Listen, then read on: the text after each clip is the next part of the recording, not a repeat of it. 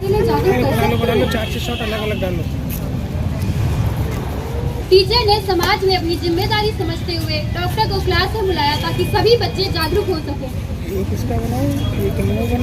Good morning students. तो आज हमारे बीच में है डॉक्टर श्रेया, जो कि स्त्री रोग विषय पूछ सकते हैं। गुड मॉर्निंग बच्चों। डॉक्टर, सर्वाइकल कैंसर ये क्या होता है? बच्चेदानी के मुंह पे होने वाले कैंसर को सर्वाइकल कैंसर बोलते हैं। ये कैंसर स्त्रियों में होने वाला। बात तो ये है कि सभी केसेस में से 25% केस अकेले हमारे भारत में होते हैं। हर 8 में से 1 पीड़ित महिला की इससे मृत्यु हो जाती है। डॉक्टर, क्या ये हमारी उम्र में भी होता है?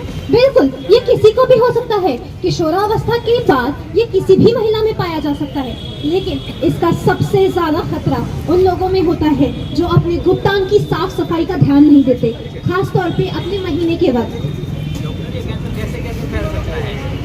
ये कैंसर अमूमन असुरक्षित शारीरिक संबंध से फैलता है, लेकिन इसके कुछ अन्य जोखिम कारक कम उम्र में बच्चों को जन्म देना, हर्पीज, क्लमीडिया, गोनोरिया जैसे अन्य यौन संचारित संक्रमणों से प्रभावित लोगों के साथ संयोग बनाना होता है। जो इम्यूनोसप्रेसेंट्स लेते हैं किसी अन्य बीमारी के लिए, उनमें भी इसका खतरा पाया जा सकता है। डॉक्टर, इस बीमारी के लक्षण क्या क्या होते हैं? फिर होती जाती है, इसके लक्षण दिखने शुरू हो जाते हैं। पैर में सूजन, पेट में दर्द या पेड़ों में दर्द, संभोग के दौरान दर्द, बच्चेदानी के मुंह से पीला या बदबूदार पानी आना, थकान होना, भूख न लगना, हड्डी में दर्द होना इत्यादि इसके लक्षण हो सकते हैं। तो डॉक्टर, इसके बारे में लड़कियों को पढ़ाओ। जो चीज हमारे पास है नहीं, उसके बारे में हम क्यों पढ़ें? आप गलत समझ रहे हैं, आप सब गलत समझ रहे हैं। लिंग में मस्से, जिन्हें हम जेनाइटल वॉर्ड्स कहते हैं, इन्हीं की वजह से होते हैं। इससे बचने का कोई तरीका है? बिल्कुल, इससे बचने के तरीके हैं। HPV के टीके, जिसे हम ग्रैडसिल 9 कहते हैं, और आधुनिक स्त्री कोल्पोस्कोपी का प्रयोग करके इससे बचा जा सकता है। डॉक्टर, इसका टीका किस को कब लगवाना चाहिए? इसका टीका 9 से 26 वर्ष के बीच किसी भी पुरुष या महिला को लगवा लेना चाहिए। इसका सबसे ज्यादा फायदा 11 से 13 वर्ष के बीच होता है। इसकी 2 डोज होती है, उसके बीच 6 महीने का फर्क रखना चाहिए। डॉक्टर, इस टीके के कोई साइड इफेक्ट तो नहीं होते? कोई साइड इफेक्ट्स नहीं है। हद से हद बुखार आना या बाजुओं में दर्द होना, जिससे घबराने की कोई बात नहीं है। ये बिल्कुल आम टीके की तरह है।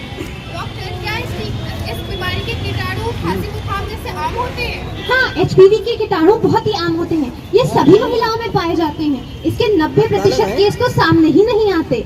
इसमें ये कई समस्या का कारण भी नहीं बनता है, पर जिनमें इम्यूनिटी कम होती है उनमें ये कैंसर का रूप ले सकता है। कैंसर महिलाओं में होने वाला दूसरा सबसे आम कैंसर होता है।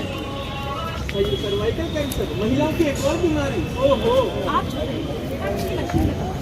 डॉक्टर ने सर्वाइकल कुछ जल्द से जल्द एक जांच कराना चाहती हैं।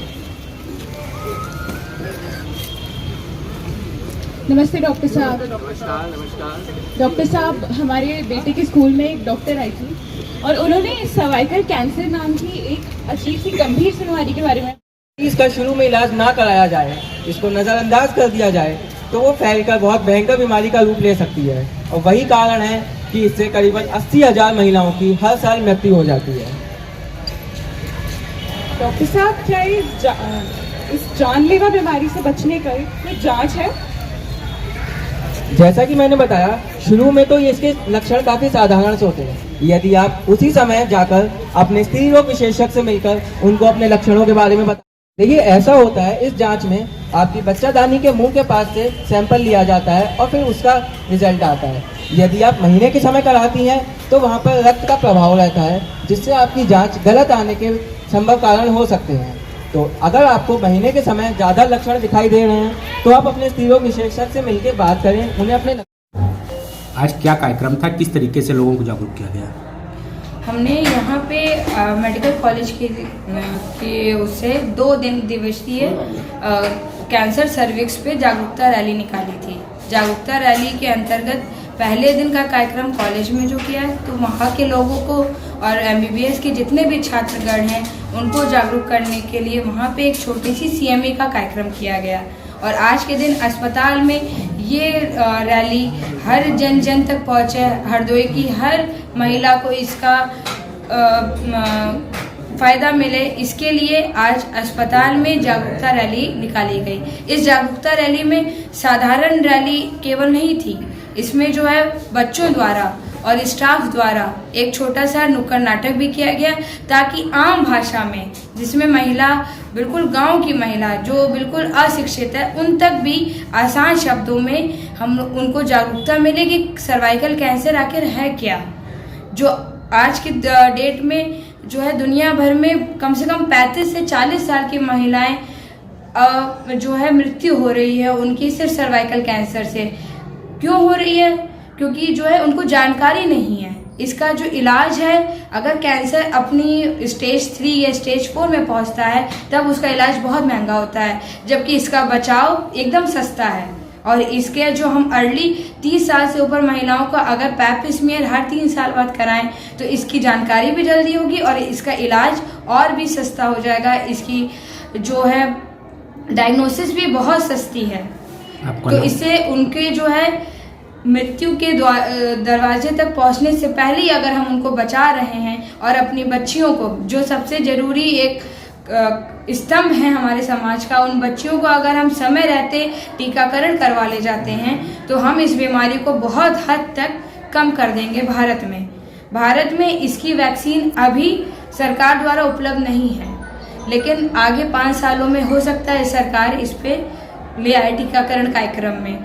फिर भी जो लोग ठीक ठाक इसको खरीद सकते हैं या इसको लगवा सकते हैं तो उनको लगवाना ही चाहिए। एक बार टीकाकरण से जिंदगी भर का टेंशन खत्म रहेगा। टीकाकरण की डोज 9 से 14 साल की लड़कियों में 2 डोजेज होती हैं, 0 और 6 पे, और जो बाद में लगवाना चाहती है महिलाएं 35 साल तक भी लगवा सकती हैं, उनमें 3 डोज लगती हैं, 0 to 6। बस। आपका नाम? मेरा नाम, मैं doctor Madhulika Shukla, assistant professor Hardoi medical college में 2 साल से।